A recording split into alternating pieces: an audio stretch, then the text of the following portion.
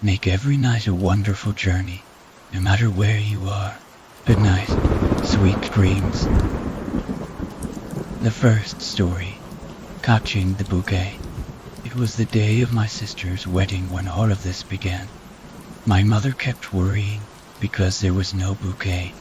I have no idea why she was so bothered. Weddings don't actually need bouquets, but she was probably worried about everything because it was such a big day for her daughter. My mother kept fretting over the lack of a bouquet, and my father wanted this to be a pleasant and memorable day for his wife and my sister. An old grave had a bundle of flowers on it. The grave seemed rather neglected aside from the bouquet that was placed on top of it.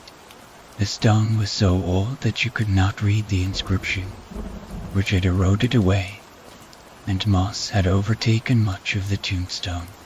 Without a second thought, my father scooped up the flowers of the grave and gave them to my sister. She smiled.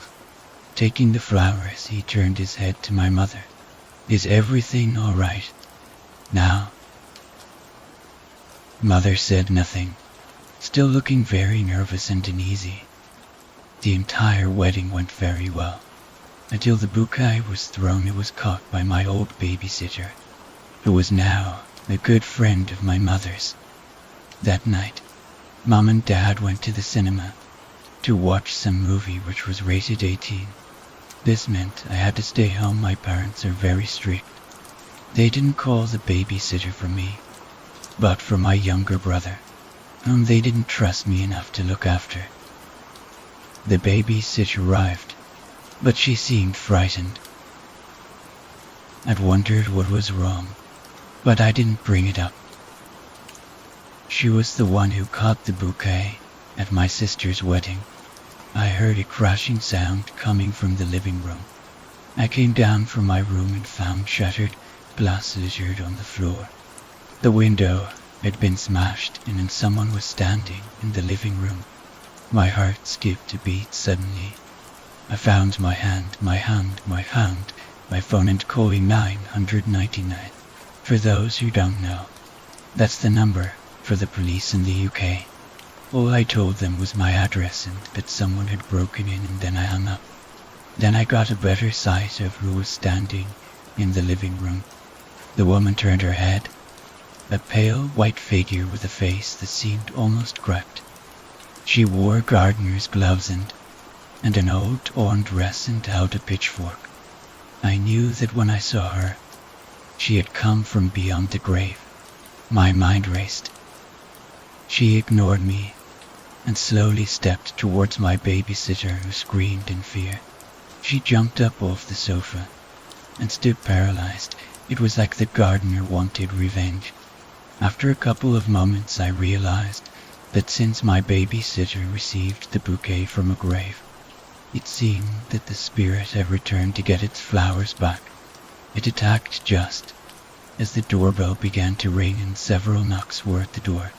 "Hello, it's the police." I shrieked to alert the police, and suddenly they began to knock down the door. It took a while, but when they came in, the creature turned and smiled. The second story, sleep paralysis experience. Statistically, we are all to experience sleep paralysis once in our lives. For most, it is horrifying. The fact you are lying helpless while your worst nightmares are manifesting in front of your very eyes is truly frightening. The knowledge you can do nothing but watch as it paces closer and closer towards you, and the fact you cannot even blink adds to the fear. I remember my run-in with this bite was a normal day at school, much like no other grizz guy. Teachers threatening to fail us. The choice of food in the cafeteria was very little, and I was extremely bored on the way home. I felt rather nervous and anxious. My body was tensing and relaxing a lot, especially in my legs and arms. I didn't blink for what seemed like an eternity. The feeling gave me a headache once I recovered. I arrived home and reached up to the medicine cabinet. After popping some empty paracetamol boxes, I came across some extra strength ones. I noticed drowsiness and nausea were possible side effects.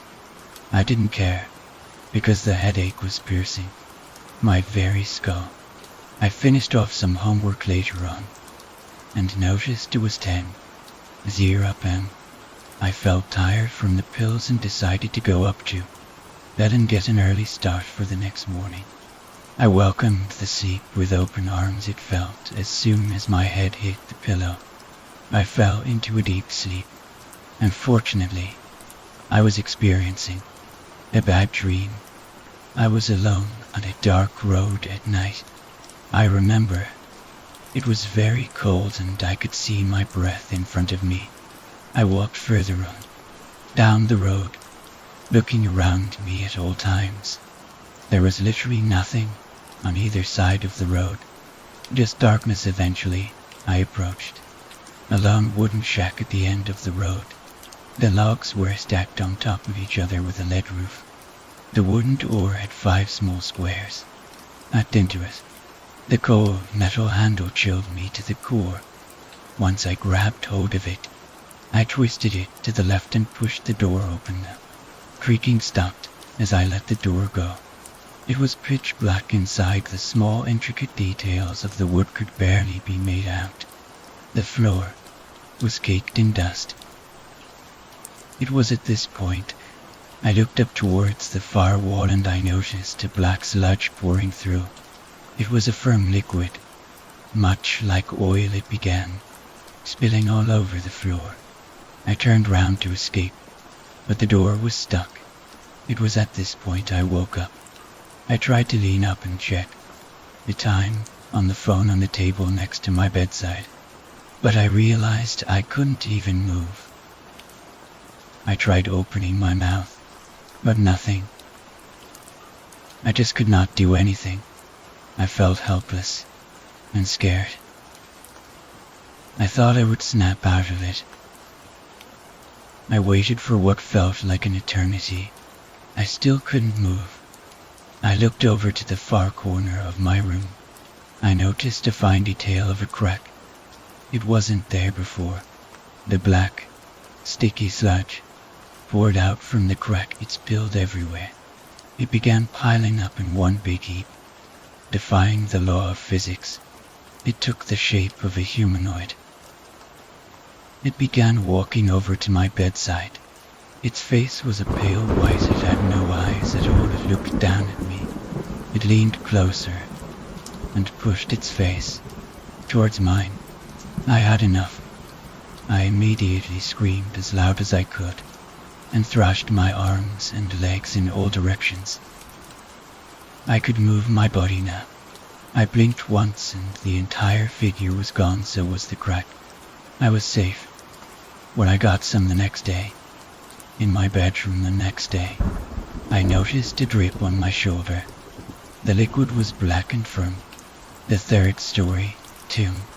They broke through the sealed door, and air breathed life and death into the room. The stench of decay had failed to escape the thick walls of the tomb and was now permanently fused into the clay bricks of the walls, ceiling, and floor. Turning their flashlights on, the men cautiously walked into the first room.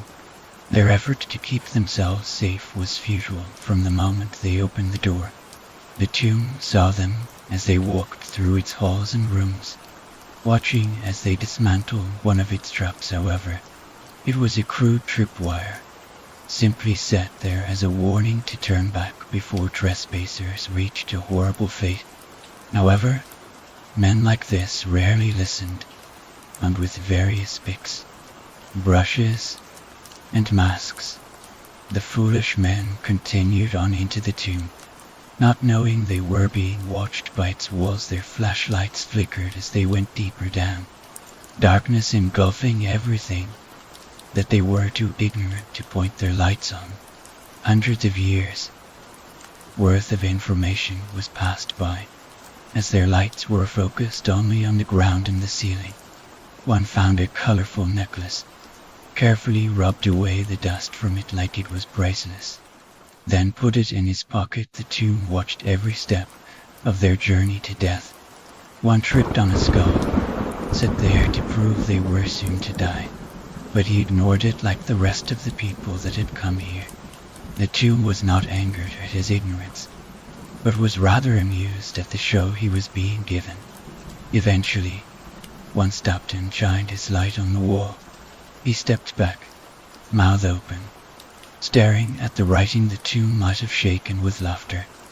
The writing was merely King's name, which was etched in the walls 100 times over.